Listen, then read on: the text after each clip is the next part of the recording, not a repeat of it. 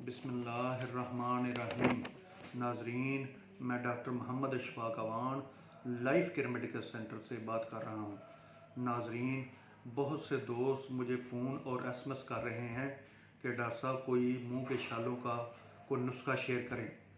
नाजरीन, मैं आज मुंह के छालों के लिए बहुत ही मुजरब नुस्खा शेयर कर रहा हूँ। तवाशीर 50 ग्राम, छोटी इलायची 20 ग्राम, मगज़ कॉलडोडे 50 ग्राम, संगे जरा 50 ग्राम, कूंजा मिश्री 50 ग्राम। सफ़ूफ को अच्छी तरह मिक्स करके सुबह शाम बच्चों को एक चुटकी और बड़ों को छोटी चाय वाली चमची सुबह दोपहर शाम ताज़ा पानी के साथ खिलाएं और सुबह दोपहर शाम मीठे सोडा 1 गिलास पानी में डालकर उसकी कुलियाँ करें। इंशाल्लाह 100% फ़ायदा होगा। नाजरीन, प्लीज़ मेरे इस चैनल को ज़्यादा से ज़्यादा लाइक, सब्सक्राइब और शेयर करें। बेल आइकन को लाजमी प्रेस करें। शुक्रिया, थैंक यू, जज़ाकल्लाह।